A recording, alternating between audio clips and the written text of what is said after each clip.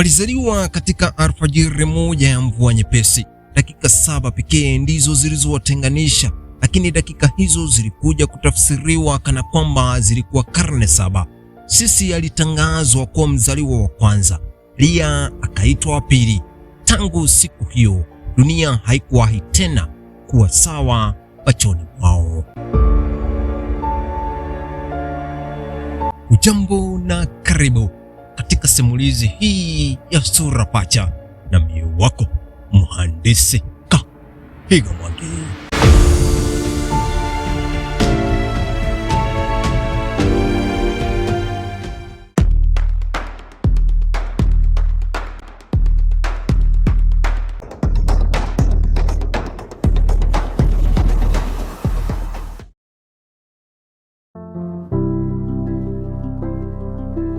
Walifanana kama shilingi kwa ya pili. Nyuso zao zilikuwa kama kioo kinachojiangalia chenyewe. Sauti zao zilichanganya hata wadarisi waliowafundisha kwa miaka mingi. Mwendo wao, tabasamu lao, hata namna walivyotafakari kabla ya kujibu swali vilikuwa karibu kufanana kabisa. Lakini ndani ya mioyo yao hakukuwa na ufanano hata kidogo.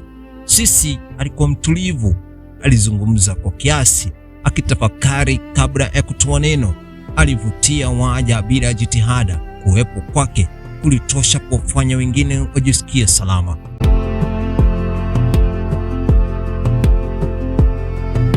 Lia alikuwa mwenye akili kali zaidi, mwenye uchambuzi wa kina na uwezo wa kuona yale yaliyokuwa yamejificha nyuma ya pazia ya kawaida. Alikuwa na kipaji ambacho kingeweza kubadili dunia. Lakini kipaji hicho kilikuwa na hasimu mmoja mkubwa kuliko wote: hisia ya kutotambuliwa. Kadri walivyokuwa, tofauti kati yao haikujengwa na uwezo, bali na namna jamii ilivyowatazama. Walimu walimpongeza Sisi kwa unyenyekevu wake, majirani walimsifu Sisi kwa tabasamu lake, ajinabi walimkumbatia Sisi kwanza. Kila pongezi aliyopokea Sisi ilisikika ndani ya nafsi ya Lia kama hukumu iliyokuwa ikitangaza kwamba yeye hakutosha. Hakuna aliyegundua kuwa kila pongezi zilizopigwa kwa umoja zilikuwa nyundo iliyogonga ukuta wa moyo wa mwingine. Babu yao alikuwa mhadhiri mashuhuri wa falsafa ya saikolojia. Aliamini kuwa nidhamu, mafanikio ni urithi wa jina la familia. Mara nyingi alisema kuwa Tudere ndiye nguzo ya ukoo. Hakujua kuwa kila alipotamka sentensi hiyo alijenga ukuta mwingine kati ya mabinti wake. Nina yao alikuwa mpole, lakini ukimya wake ulizidi kuwa sumu kuliko maneno ya baba. Aliona tofauti hiyo, akaisikia, lakini hakuwahi kuikemea. Alitumaini muda ungeponya kile ambacho ukweli ulikuwa ukiharibu, lakini muda hauponyi kila jeraha. Baadhi ya majeraha hukua. Walipoingia chuo kikuu, kila mmoja alidhani angeanza maisha mapya. Walijiunga na kitivo kile cha sayansi ya tabia na saikolojia ya jamii. Ilionekana kana kwamba hatima ilikuwa imeamua kuwaweka pamoja ili kuandika sura ambayo kuna angeweza kuifuta. Ndani ya mazingira ya chuo, ushindani haukuwa tena wa alama pekee. Ulikuwa ushindani wa fikra, ushawishi, uongozi na heshima. Katika mijadala ya kitaaluma, Lia aliwashangaza wahadhiri kwa uchambuzi wake wa kina. Alivunja hoja kwa mantiki kali na kuzijenga upya kwa umahiri uliofanya hata maprofesa kutafakari. Lakini mwisho wa kila mdahalo, wanafunzi walimzunguka Sisi, wakitaka kupiga picha naye, wakitaka kushauriana naye, wakitaka kushirikiana naye katika tafiti. Lia aliona jambo hilo kwa macho yaliyokuwa yameanza kujifunza tabasamu huku yakificha maumivu.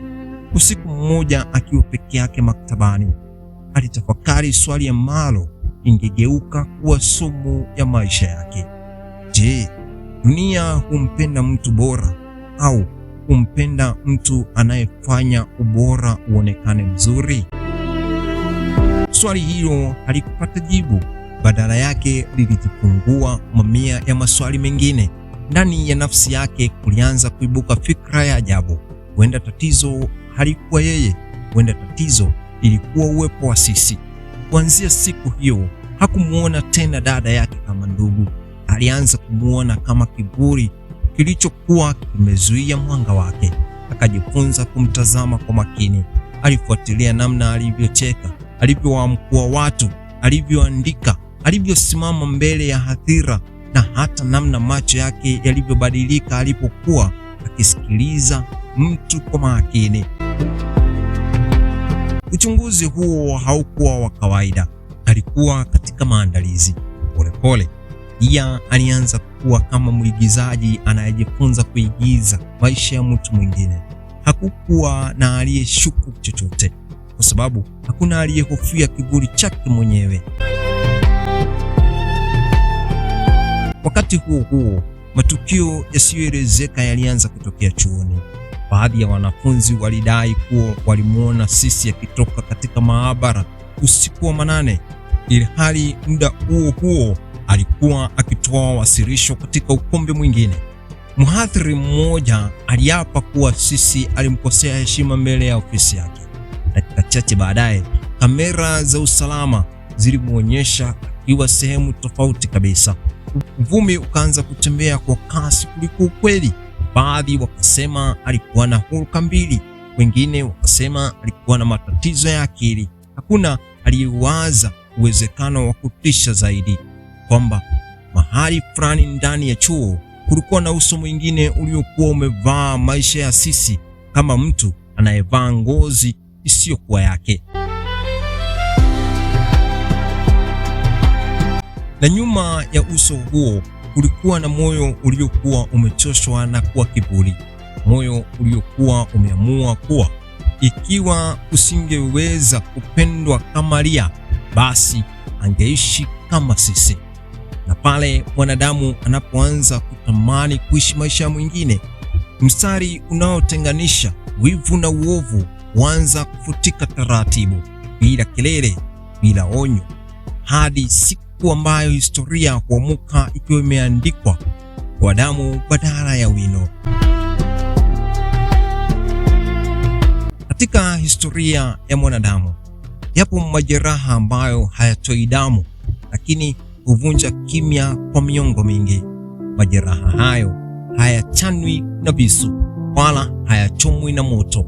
Huzaliwa ndani ya nafsi pale ambapo mtu mmoja huanza kuamini kuwa thamani yake imepimwa na mizani ya mwingine.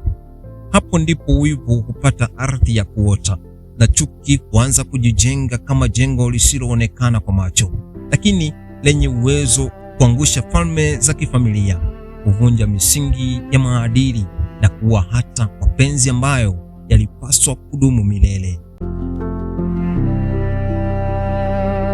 Kila simulizi kubwa ina mwanzo wake katika jambo ndogo lisilopewa uzito.